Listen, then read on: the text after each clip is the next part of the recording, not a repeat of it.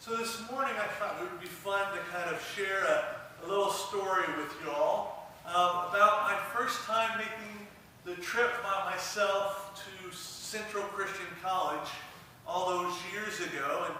And it's not like I hadn't been there several times before, because I would always go up when my parents had an alumni meeting or they had a soccer camp. I would always go up with them.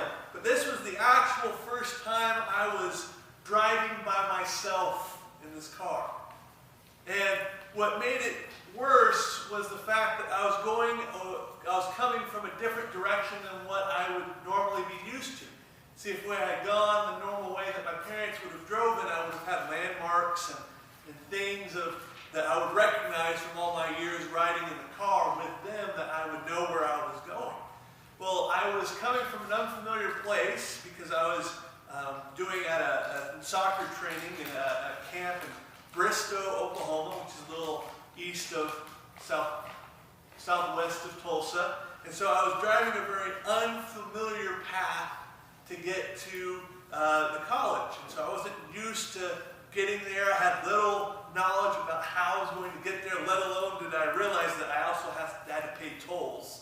So luckily I had some coin in my dash that I was able to pay the tolls to get there. But I can still remember the feelings of anxiety, the uncertainty, the stress of making this trip to a place that I had been to many times before, but I had no idea how to get there by myself. So I was super stressful. I was afraid I was going to miss my exit or go the wrong way. Even I remember my hands were slick with sweat because I was so nervous on the steering wheel that they kind of sliding around because I was so, how am I going to get there? I see Sarah, you're shaking your head. You know exactly what I'm talking about, don't you? You're almost like a grip on the steering wheel, like both hands. Like I don't know where I'm going, but I'll make sure I get there. And so obviously I got there no problems because I'm here, I graduated. And I've made the trip several hundred times probably since then. So now I have a better understanding of where I'm going. I have this knowledge. But what always sticks out to me is whenever I'm going somewhere new, whenever I'm going somewhere I have not been to before, nor do I have knowledge of how I was going to get there, it's always brings me back to that first time I was going to Central. There's this uneasiness. There's this uncertainty of taking a path that you have not been on before. And so even to this day, I still get those feelings when I make a trip. But once we are familiar with the path, I am able to make the trip much more at peace. I know where I'm going. I know what turns I need to make. I know what landmarks I'm looking for. I know what exit number I need to take.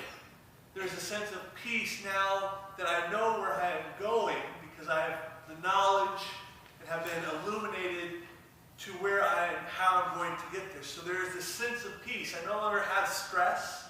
I no longer have this feeling of anxiety when I'm making these trips. I mean, I've made a trip from, I've driven the path to Central so many times, I could probably drive it blindfolded, but probably will not because driving blindfolded is not safe. But I probably could get there blindfolded. Or at least I could be blindfolded in the passenger seat and tell you what exits to take and how to get there. So I have very confident because I have that peace with where I am going. Now, however, usually if we're going somewhere, as my story illustrates, it's usually helpful to have someone who is willing to show us how to get there. I'm sure if my parents had been in the car with me when I was making the trip, my anxiety and stress would not have been so high because they would be able to walk me through how to get there. It is easier to get there when we are shown first how to get from point A to point B. And then when we have to make the trip ourselves, it seems to get a little bit easier with each time. Because we have been given this sense of direction. And God has also provided a sense of direction for us. by giving us peace on our journey through life. As we go through this trip of life in this world, and particularly this year in particular, we have peace because of what God has done, because He's provided direction for us.